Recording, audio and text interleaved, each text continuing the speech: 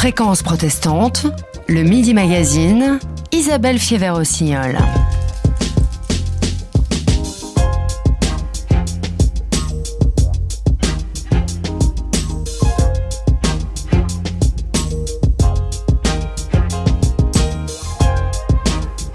Bonjour à toutes et tous. Pour ce Midi Magazine, aujourd'hui, c'est un temps un peu exceptionnel puisque nous sommes deux co-animatrices. Je co-anime avec Mireille Garola, qui est auteure du livre Changer de vie professionnelle chez Erol et coach en transition professionnelle. Vous l'entendez chaque 4e mardi du mois sur Fréquence puisqu'elle anime l'émission Transition à 14h. Bonjour Mireille. Bonjour Isabelle. Alors nous allons parler des temps du travail, donc temps exceptionnel aussi. Exactement. De quoi va-t-on parler précisément ? En ce début d'été, j'avais très envie de faire une émission sur le temps professionnel donc, qui est un temps qui est souvent un temps très analysé et très construit en général. Et je me suis interrogée sur la façon dont mes clients envisageaient leur temps professionnel, quels étaient les conseils qu'ils suivaient et quels étaient les conseils qui leur étaient habituellement prodigués. Et alors, avant l'émission, j'ai commencé par me balader sur le net pour aller voir quelle était la littérature qu'il y avait sur la gestion du temps. Le temps professionnel est quelque chose qui est très à la mode aujourd'hui. On parle de principe et on part du principe que quand vous êtes en poste, vous n'avez jamais assez de temps. Donc tous les livres ou tous les séminaires ou toutes les choses ou toutes les injonctions vous apprennent à le gérer et à l'optimiser pour que chaque minute de votre travail soit une minute de productivité. Des psychiatres, des psychologues vous expliquent même comment identifier les temps morts, comment mieux les utiliser, comment avoir des objectifs à moyen ou à long terme, ou comment faire des rétro-plannings. Pour des psychiatres, j'ai été superbement étonnée, mais ça arrive. Et cette notion de temps, en fait, valorise principalement le temps de l'action, qui est un temps extrêmement occidental, c'est-à-dire le temps que l'on vit, le temps des super-héros, celui qu'on voit dans tous les films, celui qui révolutionne tout. C'est-à-dire que vous êtes bon, vous agissez, vous avez un résultat. Vous êtes mauvais, vous agissez, vous n'avez pas de résultat. Et puis, petit à petit, cette notion de temps d'action, de temps fort, je me suis aperçue qu'on l'avait aussi introduite dans le temps personnel, parce que dans toutes les choses de bien-être, on parlait du couple, de la famille, des loisirs, des amis. En fait, le but aussi est, en général, d'expliquer à des gens comment être un meilleur ami, comment être un meilleur parent ou un super ami et un super parent, et comment passer malgré tout, en plus de votre travail et de vos occupations diverses, arriver à trouver du temps pour vous-même. Le résultat, malheureusement, je le vois dans mon cabinet tous les jours et je pense que vous le voyez aussi dans différentes fonctions, c'est que à force de vouloir être en haute performance sur tous les plans, qui sont à la fois des temps professionnels et des temps privés, la personne se trouve à un moment donné complètement épuisée et on a un énorme risque de burn-out. Alors là, j'arrive à la suite de ce que j'ai regardé sur le web et je me suis aperçue que depuis 2-3 ans, on a une petite minorité de livres qui ont une toute autre coloration. Mais alors, on a vraiment la règle des 20-80, c'est-à-dire que 80% des livres et des séminaires vous expliquent comment optimiser votre temps, puis 20 autres %, donc les plus récents, vous expliquent, et je cite les titres, vous avez par exemple La mélodie du tic-tac et autres raisons pour prendre son temps. Donc déjà, ça c'est plus intéressant à parler. Ou alors, on a Gestion des priorités, mode d'emploi, prendre son temps pour en gagner. Et là, on rentre dans tout ce qui est le développement personnel aujourd'hui, qui est la méditation, qui est le yoga, qui est une forme de bien-être en entreprise. Et quelque part, ces livres vous expliquent que ce que vous devriez faire dans votre temps personnel, il faut que vous le fassiez au travail et que, quelque part, votre temps professionnel doit être complètement mixé avec votre temps personnel.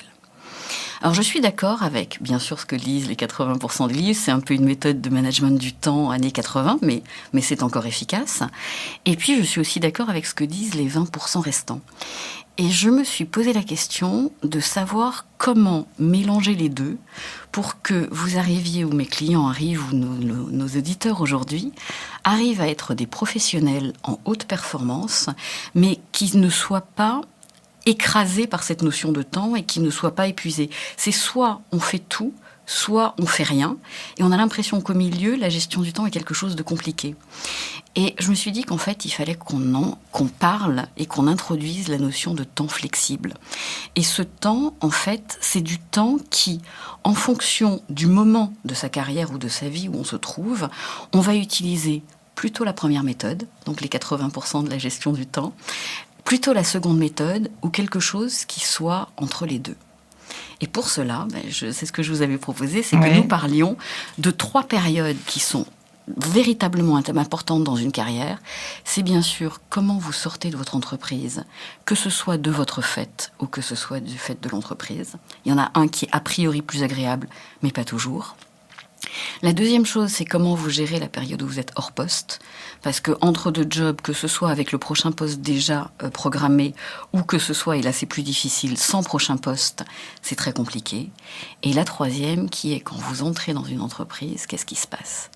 Et je me suis aperçue, en faisant le métier d'accompagnement en transition professionnelle depuis de nombreuses années, que mes clients, quand ils se trouvaient dans ces 3 périodes de temps, avaient une vision qui était assez biaisée.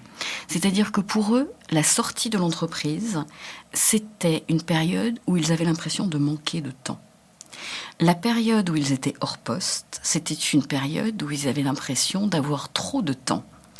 Ils ne savaient pas comment l'utiliser. Et la dernière période, qui était l'intégration dans une nouvelle entreprise, c'était une période où, comme ils avaient l'impression de ne pas avoir utilisé proprement leur temps pendant la période de transition, ils essayaient de rattraper ce temps perdu. Et si, le problème, c'est que si on regarde ces 3 temps avec cette vision-là, on risque de faire des erreurs. Et voir un burn-out. Voir un burn-out. Alors, est-ce que vous voulez qu'on commence peut-être par parler de sortie des entreprises ? Qu'est-ce que vous voyez, vous ? Oui, moi je pense que c'est intéressant de parler de ce temps de départ qui peut durer quelques mois. Exactement. Sur la période où la personne est encore en poste, elle sait qu'elle va partir, elle ne sait pas pour où. Elle ne sait pas de parfois quelle façon, elle sait, mais bien elle sûr. ne sait pas de quelle façon. Elle est parfois en situation de fragilité puisque, elle ne sait pas exactement comment elle va partir. Elle n'a peut-être pas signé encore de convention de rupture. En général, ça se signe au dernier moment. C'est un petit peu compliqué. Et par ailleurs, elle ne sait pas forcément exactement ce qu'elle va faire. Et elle ne sait pas, surtout, il y a une sorte d'angoisse qui monte, c'est les projets sur lesquels j'étais, les équipes que je manageais. Oui. Que vont-ils devenir ? Exactement, c'est exactement Puisque ça. je ne suis pas encore remplacée et je ne sais pas par qui je vais être remplacée. Et je me sens coupable de les abandonner. Absolument. Que ce soit de mon fait ou que ce ne soit pas de mon fait. Ouais. Et effectivement, c'est cette impression de manque de temps pour mettre les choses au carré. Il y a d'abord un sentiment peut-être de culpabilité vis-à-vis des pairs ou vis-à-vis effectivement des équipes. Mais il y a aussi quelque chose qui consiste à dire « je veux que tout soit bien fini » pour qu'on ne puisse pas dire derrière moi que le travail a été mal fait ou a été saboté ou que si quelque chose ne fonctionne pas, c'est de ma faute. Et donc du coup, on se retrouve effectivement dans une problématique de manque de temps. Et ce manque de temps, il est aggravé par 2 choses. La première, c'est que, quelque part, vous savez que vous allez partir, vos supérieurs savent que vous allez partir, et en général, c'est plutôt eux qui vous demandent. Et donc, on vous enlève de tous les éléments stratégiques. Et ce qu'on vous demande de faire, c'est soit de travailler au projet en cours pour les terminer bien, pour qu'il n'y ait pas de after work, soit de former les gens qui vont vous remplacer ou vos équipes pendant une période de transition. Et puis, il arrive aussi un phénomène extrêmement désagréable, qui est que comme vous ne faites plus partie du futur de la société, quelque part, toutes les tâches un peu pénibles que les autres ne veulent plus faire, c'est à vous qu'on les redonne, puisqu'on vous dit, mais pendant ce temps-là, elle est payée. Donc, elle va les faire. Donc, vous pouvez vous retrouver, même si la situation n'est pas une situation désagréable, dans l'impression de culpabilité, l'impression de vouloir bien faire les choses et avoir aussi en face de vous une baisse de motivation qui est extrême parce que tout ce qui va être le futur de la société, c'est plus vous. Donc tous les projets intéressants, c'est plus les vôtres et on vous demande de faire tout ce que les autres ne veulent pas. Donc motivation zéro, nombre de projets qui s'empilent et vous êtes quelque part au milieu, ce qui est une situation un peu compliquée à gérer. Plus culpabilité. Plus culpabilité. Plus inquiétude du futur. plus inquiétude du futur. Alors, bien sûr, toutes les transitions ne se passent pas mal, donc les sorties peuvent se passer bien, et en tant qu'adulte intelligent, et ça pose pas de problème, on définit les priorités, on définit absolument tout, mais soyons très clairs, c'est à peu près 20% des cas au maximum. Le reste du temps, ça se passe pas si bien que ça, et la raison pour laquelle ça se passe pas si bien, c'est que quelque part, quand il y a rupture entre une entité, mais l'entité est une personne, ou un groupe de personnes, et une autre personne, ce qui a tendance à remonter, en fait, ce sont les émotions, et toutes les choses qu'on n'a pas gérées au départ dans la relation avec autrui. Et c'est ces émotions qui vont faire que la rupture peut être délicate.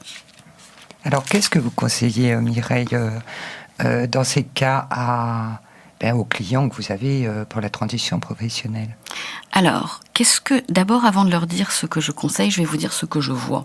Oui. Vous avez ceux qui, en face de cette démotivation bien normale, ont deux sentiments. D'abord, ils ont un sentiment de regret, parce qu'ils voient que le groupe va continuer sans eux, et quelque part, même si ils voulaient partir parce que la société ne leur convenait pas, parce qu'ils avaient fait leur temps, pour tout un tas de bonnes raisons, ils ont, juste au moment du départ, cette envie de rester quand même en disant « mais peut-être c'était bien, ou c'était pas si mal, et je ne sais pas ce que je vais avoir ».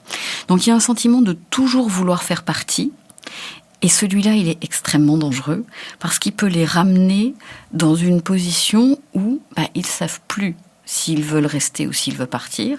Les négociations sont enclenchées de toute façon, et de toute façon, quoi qu'ils fassent, ils ne peuvent pas revenir en arrière, ou c'est quelque chose qui est assez dangereux à vivre pour eux. Parce qu'à un moment donné, l'organisation leur dira « vous n'êtes pas très motivé, donc vous voulez partir ». Donc la première chose, c'est d'enlever toute la partie émotion, ou toute la partie souvenir qui fait « je voudrais quand même faire partie du groupe ». Et en face de ça, ils ont deux attitudes. La première, si ça se passe mal, c'est « je veux partir tout de suite ». Et dans ce cas-là, ça peut être très dangereux parce qu'un jump, ils peuvent le faire en disant quoi qu'il arrive, je me présente pas demain à mon poste, et puis de toute façon, je suis en processus de négociation où j'ai des assignés, donc c'est pas très grave, ça changera pas ma situation. Ça, c'est pas tout à fait exact. Parce que quand on part d'un poste de façon non préparée et sur une option un peu coup de tête, ça peut se passer très bien parce que l'entreprise peut malgré tout continuer les négociations et vous traiter correctement. Mais vous allez passer du tout ou rien. C'est-à-dire que vous allez être quelque part en colère contre votre entreprise à un moment donné, et ça va vous prendre une bonne partie de votre énergie, en plus de votre travail, et en plus des gens que vous essayez de gérer, rassurer, coordonner, et toutes les choses que vous continuez à faire. Et vous allez vous retrouver tout d'un coup chez vous, tout seul, et le rien va être extrêmement difficile à gérer. Mais ça, on le verra dans une deuxième partie. Et la deuxième possibilité en face de ce manque de motivation et de ce « je sais pas où je me trouve », c'est j'essaye de rester le plus longtemps possible et je vais essayer de faire tout avec une vision perfectionniste pour que derrière moi, on ne puisse pas dire que le travail a été bâclé, qu'en plus, s'il y a une demande de référence, ça se passe extrêmement bien, que la société reste mon amie, quoi que ce soit qui se soit passé. Alors ça, c'est quelque chose de très théorique. Parce que, et vous le savez en coaching, on ne peut jamais contrôler ce que quelqu'un d'autre dit. Et même si dans un protocole, il est écrit qu'on ne dira pas du mal les uns des autres, il y a plein de façons de ne pas dire du bien. Et c'est pas parce que vous aurez essayé de tout faire jusqu'au bout bien, de toute façon on n'y arrive jamais, parce que dans un temps limité, on ne peut pas faire rentrer quelque chose d'un temps long, vous n'y arriverez jamais et vous ne pouvez pas contrôler ce que dira votre entreprise. Donc quelque part, ce n'est pas la peine d'essayer de vous épuiser à essayer de tout bien faire jusqu'au dernier moment et de motiver les gens. Vous risquez en face de ça d'être extrêmement déçu, parce que la nature ayant horreur du vide, le jour où vous serez parti, les gens vont retrouver une autre forme d'organisation, soit temporaire, soit pérenne, et vous serez plus là et ils compteront plus sur vous. S'ils déjeunent avec vous de temps en temps, ça sera un maximum, si on ne leur a pas interdit de le faire. Et d'un autre côté, vous aurez l'impression d'avoir tout donné, et même au-delà, et c'est ce que vous aurez fait, et vous attendrez quelque chose en retour que la société ne peut pas vous donner, puisque de facto, elle vient de vous notifier une rupture. Et donc, quelque part, essayer de faire au mieux, ça peut être quelque chose qui peut être très dangereux, pas pour la société, mais pour vous. Et donc, dans tous les cas, c'est d'abord un temps d'acceptation. C'est un temps d'acceptation du fait que l'entreprise va continuer sans vous et que ça sera plus votre histoire. Et ça, c'est quelque chose de très difficile. La deuxième chose, c'est ce que je vous disais tout à l'heure, c'est d'accepter que vous n'avez qu'un pouvoir limité sur l'influence que vous allez avoir sur ces gens-là, surtout que la rupture sera consommée.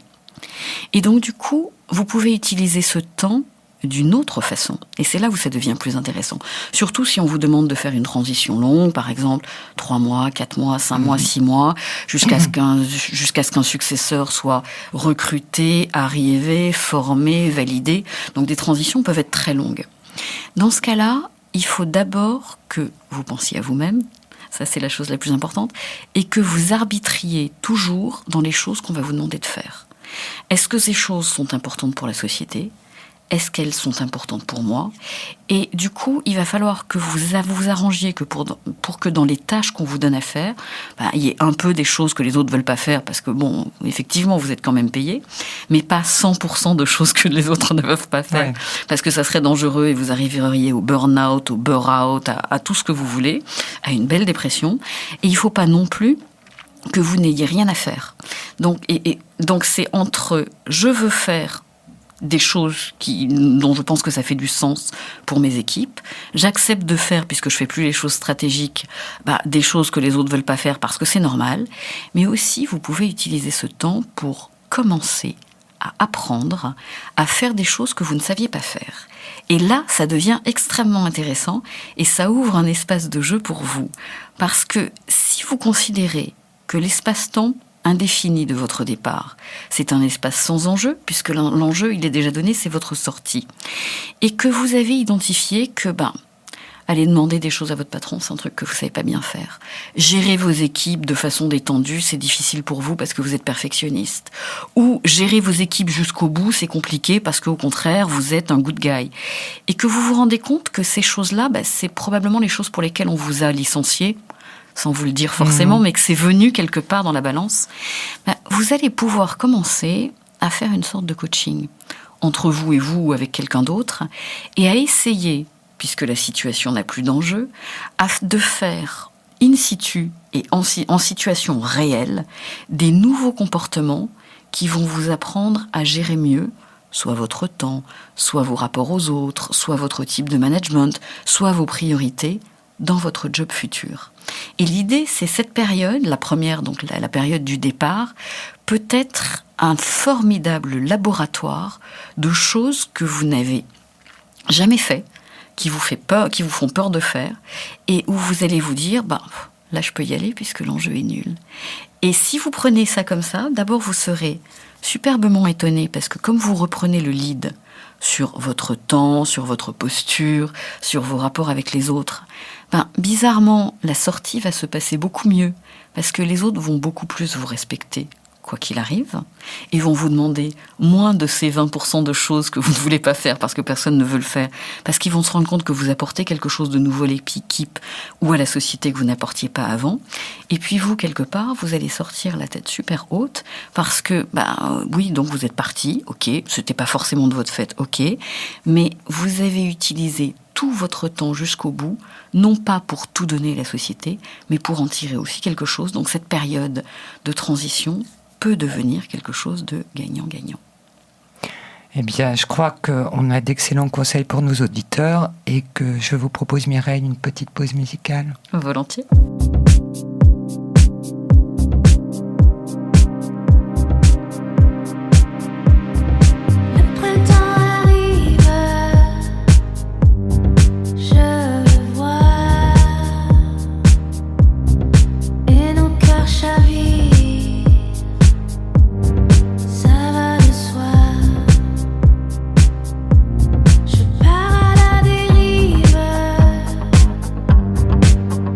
Tes bras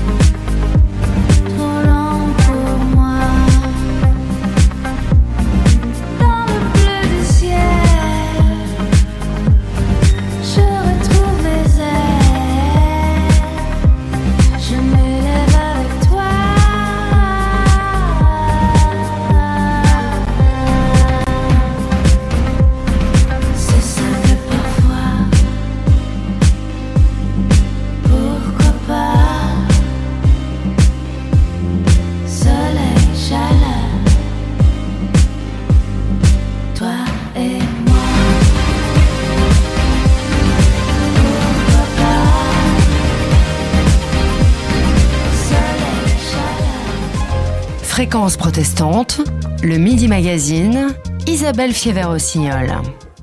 Nous reprenons ce Midi Magazine à deux voix avec Mireille Garola sur le temps professionnel et notamment sur ces 3 temps de la transition professionnelle.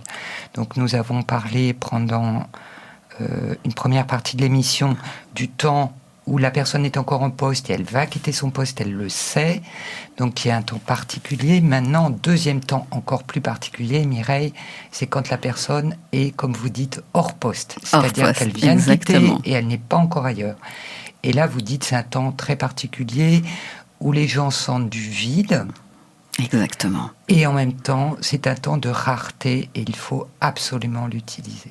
Exactement. Les 2 temps, celui de je pars de mon entreprise, le temps de latence, sont des temps qui sont extrêmement mal vécus en général par les gens, qui considèrent que c'est une sanction d'échec ou que c'est une non-réussite puisqu'on n'a pas quitté un poste pour un autre tout de suite. Et en fait, ce sont 2 temps qui, pour moi, comme vous le disiez, sont des temps très rares. Le premier, comme je le disais tout à l'heure, c'est un temps de deuil et le deuil doit se faire.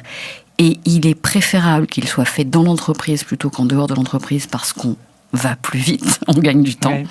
La deuxième chose, c'est que c'est un temps d'apprentissage où ça peut être transformé en temps d'apprentissage où comme l'enjeu est nul, quand on essaye de nouveaux comportements en général, c'est pas confortable, donc on le fait mal et globalement ça rate. Nos amis anglo-saxons disent « It takes 5 to make a habit ». Donc pour changer d'habitude, il faut faire 5 fois quelque chose où on n'est pas bien et où en général on va rater. L'échec, c'est quelque chose qui est très peu valorisé en France, qui est énormément valorisé chez les anglo-saxons, et c'est le moment béni où pendant votre période professionnelle, vous êtes en poste, vous n'êtes pas en simulation, vous n'êtes pas en face d'un coach, vous n'êtes pas en formation, et vous allez pouvoir tester, avec des limites quand même, mais vous allez pouvoir tester tout ce que vous n'avez jamais pu tester pour voir si ça vous va bien ou pas bien. Donc ma chose, c'est profitez-en et profitez-en au maximum. Alors il y a juste une petite parenthèse que je voudrais faire il y a quelque chose qu'on n'a pas adressé tout à l'heure, qui est le cas du départ sous harcèlement.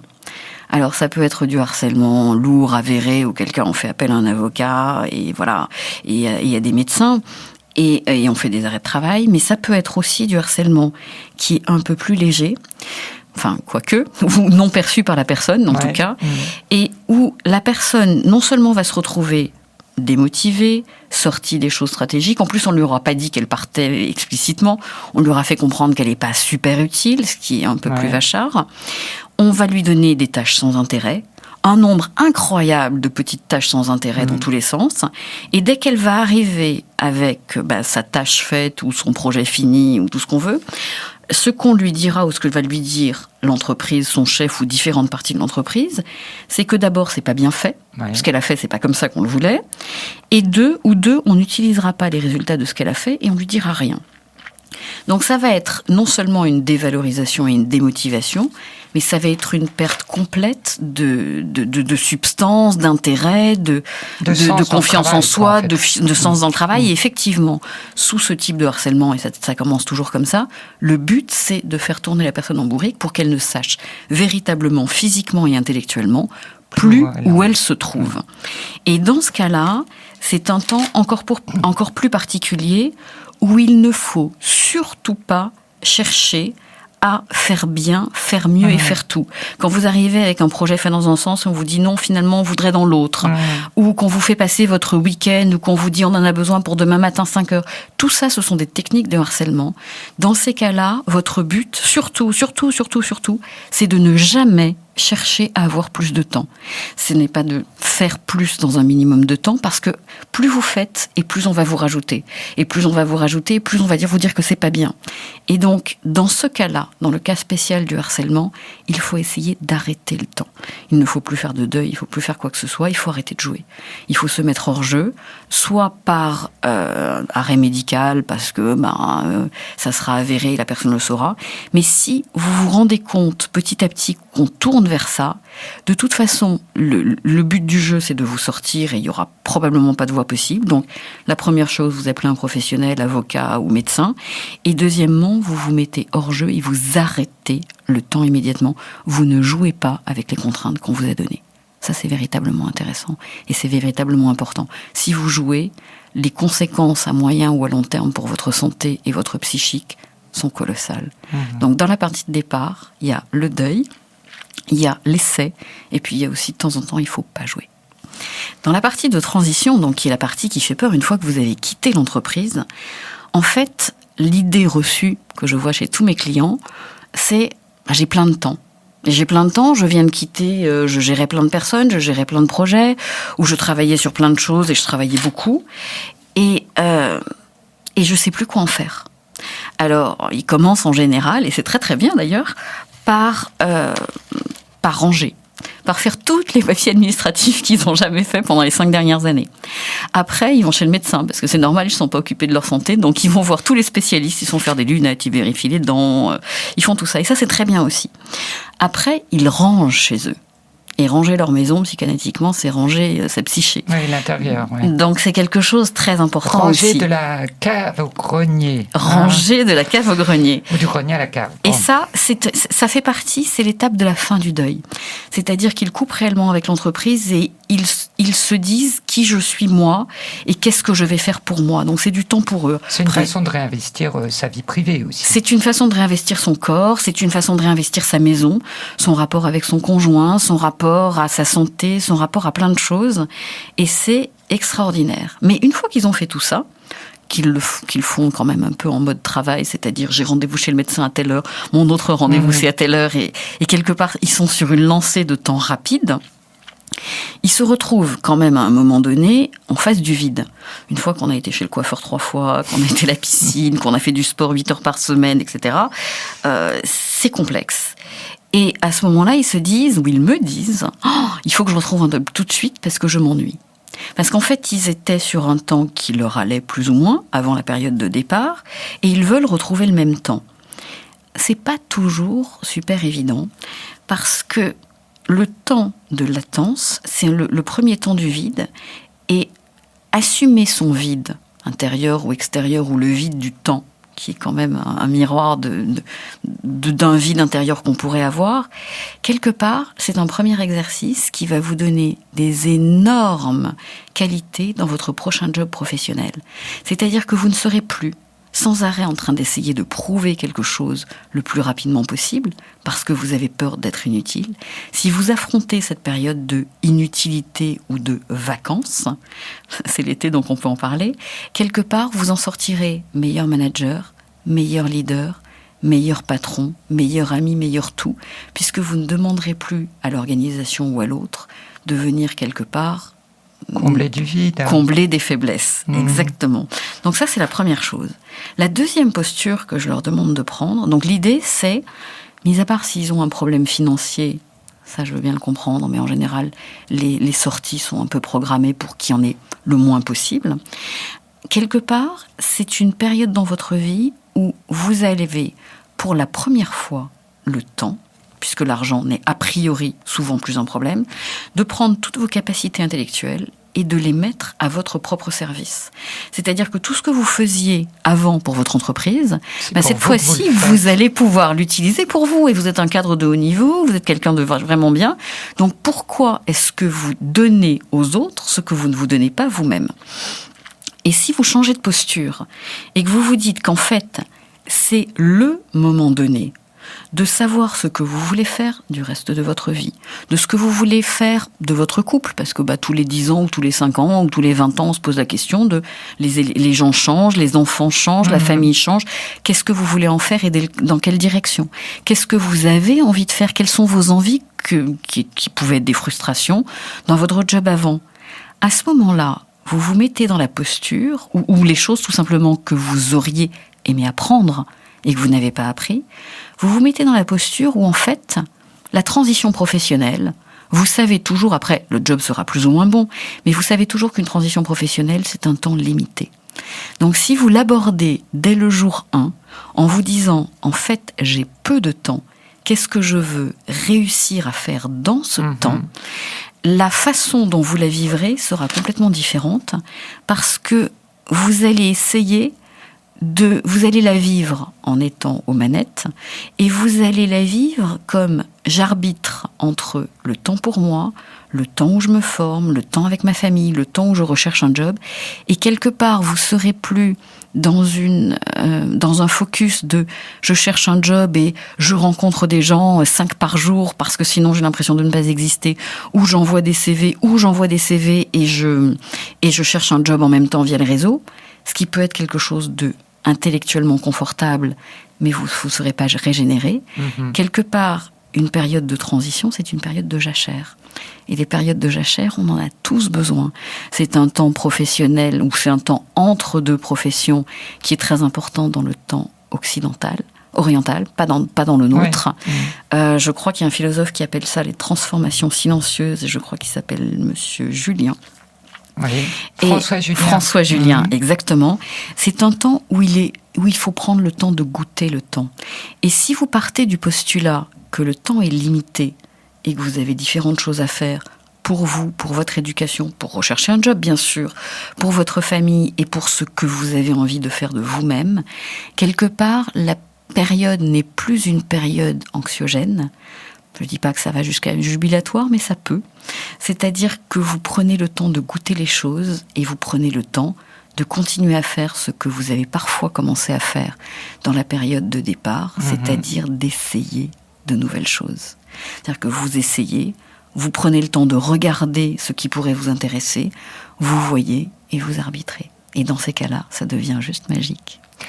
Ça me fait penser, dans votre livre, vous dites aux personnes que vous suivez en coaching de faire leur emploi du temps idéal. Exactement. Et alors moi, c'est une idée que je trouve absolument magnifique. Et alors c'est peut-être le moment de se faire un emploi du temps idéal finalement.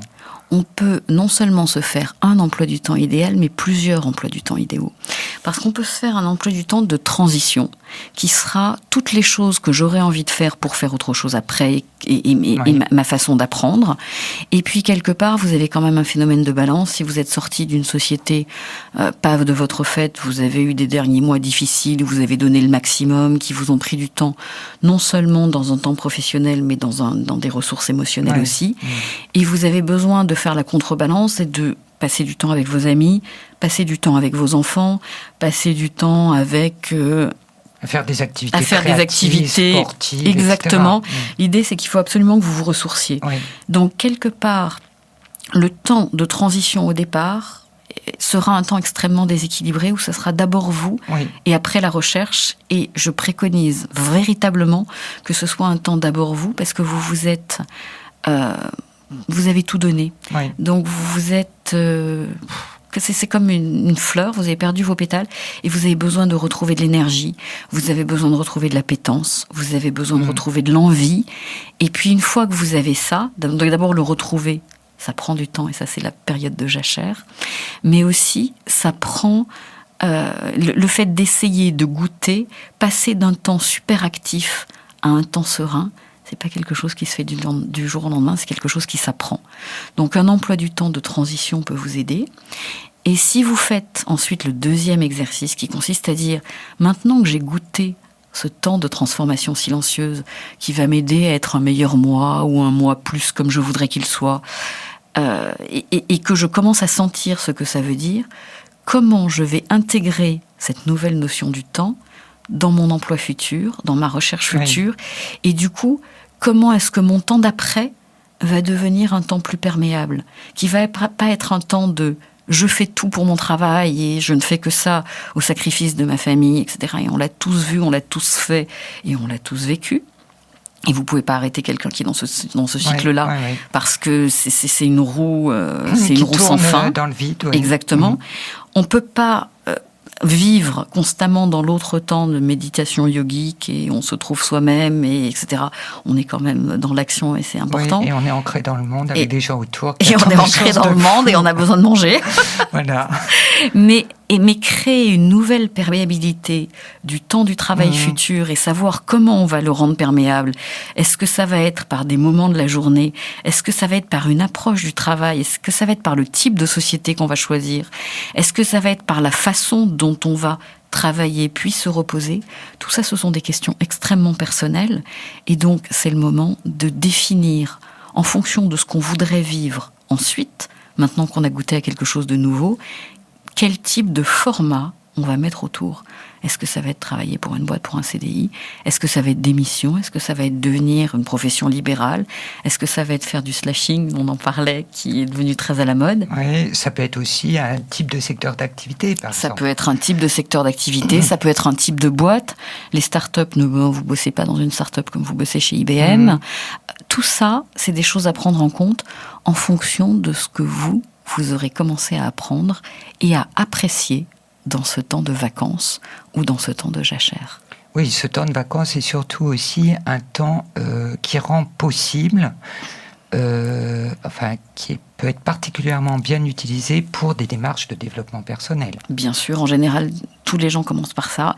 Et c'est le moment, après, vous n'êtes pas obligé de faire une analyse complète, c'est pas ça le sujet. C'est le moment de se mettre un certain nombre de choses. Trouver ses piliers, analyser peut-être ce qui s'est passé pour que ça ne se passe pas, sans le faire en boucle de façon obsessionnelle, mais véritablement à plat, y repenser à un moment donné pour enlever toutes les émotions négatives, regarder ce qui vous ressource, regardez ce qui vous convient, regardez ce dont vous avez envie et mettez plusieurs cordes à votre arc. C'est un moment qui est véritablement un cadeau.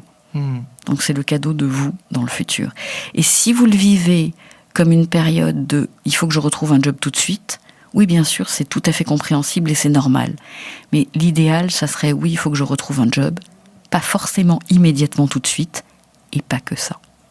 Moi, j'ai remarqué dans mon entourage notamment que plus les gens savaient exactement ce qu'ils voulaient, c'est-à-dire avaient pensé leur job futur en fonction de ce qu'ils étaient, de ce qu'ils aimaient faire, etc., plus c'était sur ce job idéal qu'ils tombaient. Exactement, ils tombaient, comme vous dites, par hasard. Parce qu'ils créaient les conditions pour y arriver. Tout à fait. Et ça, c'est des conditions, je veux dire, qui sont totalement... l'inconscient joue beaucoup. L'inconscient permet de la posture. Oui, tout à fait. Et là, on rentre dans toute la théorie de Palo Alto. Oui. Donc, c'est pour ça, ne paniquez pas si vous êtes hors poste. Au contraire. C'est un cadeau. Sauf si vous avez des problèmes financiers, mais ça, c'est une autre problématique. Mais même si vous avez des problèmes financiers, la gestion de ces problèmes financiers et le comment je vais faire pour que ça n'arrive plus, c'est aussi quelque chose sur lequel vous devez travailler. Mireille, je vous propose une petite pause musicale en attendant de passer au 3e temps, qui est la reprise du poste.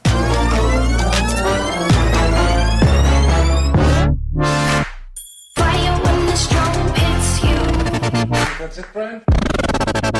Yes. Bet you're looking for something new.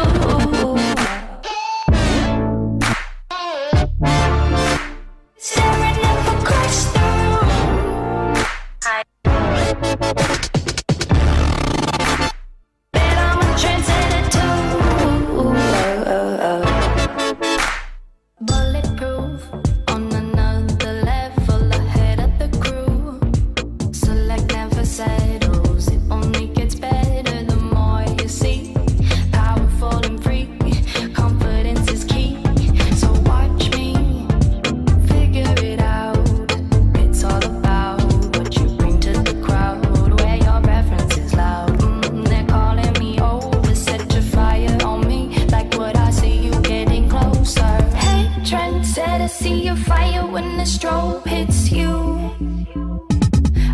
I didn't see who you came with. Bet you're looking for something new. I feel the heat with you staring up across the room. I dare you play your cards, boy, you bet I'm a trendsetter too. I feel the heat, fire when the strobe hits you.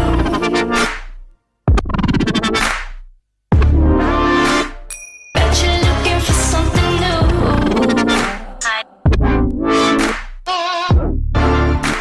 Staring up across the room. Bet I'm a trendsetter too.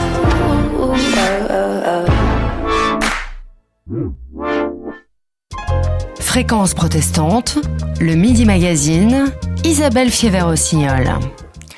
Je poursuis ce Midi Magazine à double voix avec Mireille Garola, qui est coach en transition professionnelle, qui fait des émissions à la radio, Transition le 4e mardi à 14h, et qui est auteur du livre Changer de vie professionnelle. Donc on parle des temps du travail et notamment des temps de la transition professionnelle. Et là on arrive au 3e temps, Mireille, qui est celui de la reprise d'un nouveau job. Oh que oui. Ça, c'est un temps où les gens, mes clients font toujours la même erreur. C'est-à-dire que même s'ils ont très bien utilisé leur temps de vacances, donc la période de transition, pour apprendre plein de choses et pour se reformer éventuellement ou se réinventer ou plein de choses bien, quelque part dans leur inconscient, le jour où ils arrivent en poste, ça ne loupe pas. Ils ont l'impression qu'ils n'ont rien fait professionnellement pendant le temps de vacances et donc ils cherchent à rattraper le temps perdu. Et alors là, c'est probablement la chose la pire à faire. C'est-à-dire que quand ils arrivent dans un comité de direction, quand ils arrivent dans une nouvelle société, ils se disent « il faut que je leur montre qu'ils ont eu raison de me choisir ». Et donc, ils se mettent à faire plein de choses, beaucoup, tout le temps, en étant très amicaux, en étant plutôt extravertis, même s'ils sont introvertis. Ils essayent de montrer qu'ils sont indispensables. Et ça, c'est une erreur fondamentale. Surtout aujourd'hui. En fait, les gens qui vous prennent à un poste de manager ou à un poste de comité de direction, ce sont des gens qui ont une vision de temps long. Parce qu'aujourd'hui, les managers de transition, ça existe partout. Donc, s'ils avaient voulu que vous nettoyiez tel contrat ou tel service, ou etc., ils auraient fait appel à quelqu'un d'autre ou ils vous auraient fait un CDD. S'ils vous prennent en CDI, a priori, ce sont des gens qui veulent travailler avec vous sur la durée. Et en leur montrant que vous bossez jusqu'à 8h du soir, ou 9h du soir, ou 10h du soir, tous les soirs, que vous êtes prêt à travailler le week-end, que vous reprenez les drafts de tout ce qui a été fait par vos prédécesseurs et que vous le mettez au carré comme votre patron vous a demandé, c'est la plus grosse erreur que vous puissiez faire. Pourquoi ? D'abord parce que si vous faites un horaire long, quelque part, vous allez donner l'idée à votre employeur et à vos collègues que l'exceptionnel est habituel chez vous. Donc le jour où vous allez partir à 7h ou à 6h30 ou à 8h, je ne sais pas quelle heure vous partez d'habitude, mais le jour où vous allez partir plus tôt, les gens ne vont pas comprendre ce qui se passe et vont dire en fait, ils travaillent moins. Et vous arriverez au résultat inverse, c'est-à-dire que l'exceptionnel ne sera pas valorisé, mais la journée où vous aurez fait un horaire normal, elle vous sera reprochée. Donc je reviens à mon concept de temps flexible de l'introduction. C'est très important que vous soyez capable de flexibiliser vos horaires. C'est je suis là quand il y a besoin et je le montre et je le dis, surtout vous mesdames qui ne vous mettez jamais assez en avant. Et le reste du temps, je fais des horaires normaux parce que je suis un cadre, parce que je sais manager et que je gère mon temps. La deuxième chose, si vous considérez ce que vous dit votre chef, qui est en général ce qui a été fait avant, c'est de la merde, vous le faites beaucoup mieux, très bien. Vous faites ça, une fois sur deux, vous avez quand même la personne qui a fait le document ou qui a fait l'organisation, qui est encore dans l'entreprise ou qui a encore des amis dans l'entreprise. Et si elle a fait quelque chose qui marche quand même si ça marche mal, c'est qu'il y avait des raisons.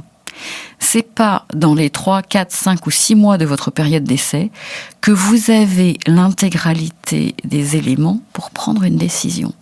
Donc quelque part, quand vous allez faire le jeu de quelqu'un qui vous dit « il faut remettre ça au carré », vous allez choisir un camp et vous allez ne pas pouvoir en sortir. Ça, c'est le premier défaut. Vous allez savonner la planche aussi. Exactement. Et en plus, vous allez vous faire des ennemis parce que la personne, si elle est dans la boîte, elle va dire mais qui sait pour qui il se prend, et d'abord il n'est même pas venu me voir, et même s'il me le dit pas, je vois bien qu'il considère que ce que j'ai fait c'est pas bien. Ou il a des alliés avec lesquels il l'avait fait, ou des amis avec lesquels il l'avait fait qui sont toujours là et qui se disent mais c'est quoi Tarzan, on n'en a pas besoin. Nous, ce qu'on veut, c'est un manager et c'est quelque chose d'autre. Donc là, vous n'êtes pas dans un temps à rattraper, vous êtes dans un temps où il faut que vous mettiez le long terme en perspective. Et en fait, c'est un temps de plan de vol, votre période d'essai. Il faut que vous fassiez l'examen de ce que vous allez faire ensuite, avec qui vous allez le faire. Vous pouvez pas, grosse erreur aussi, ça j'ai vu parfois, tutoyer votre boss le 2e jour, même s'il vous le demande. Vous ne pouvez pas, c'est dramatique pour votre intégration. Vous ne pouvez pas non plus prendre parti dans des conflits d'intérêts entre votre boss et vos équipes, par exemple, en choisissant soit l'un soit l'autre. Vous venez d'arriver, vous ne connaissez ni l'un ni l'autre. Il est urgent que vous attendiez. Vous ne pouvez pas donc refaire ce qui a été fait par votre prédécesseur tout de suite comme ça. Ça, c'est du management de transition et c'est payé pour. Et vous ne pouvez pas non plus choisir votre camp immédiatement parce que sinon vous ne pourrez pas en sortir. Donc le temps long, la recherche des alliés, l'écoute, bien sûr la production parce que vous êtes quand même là pour faire, mais vous n'êtes pas là pour surfaire. C'est un temps qui est extraordinaire. Et une fois que vous avez commencé à faire la feuille de route et que vous savez comment fonctionner à peu près, parce que l'environnement est nouveau, parce que les règles sont nouvelles. Si ça se trouve, vous venez de racheter une boîte, donc en plus de ça, c'est votre argent, donc ça rend les trucs encore plus compliqués. Ou vous avez créé une boîte, donc vous cherchez des alliés. Tout ça fait que, quelque part, vous allez devoir apprendre à agir en haute performance tout le temps, format marathon, mais avec de temps en temps des vitesses de sprint et de temps en temps des temps un peu poreux, où vous allez devoir surtout analyser, regarder ce qui se passe, suivre votre intuition et tester tous les autres comportements que vous n'aviez pas quand vous étiez un cadre surperformant et que vous avez appris soit pendant votre période de transition, soit pendant votre période de départ de l'autre entreprise.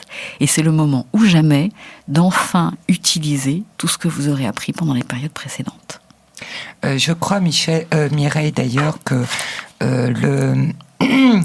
le relationnel est très important à mettre en place.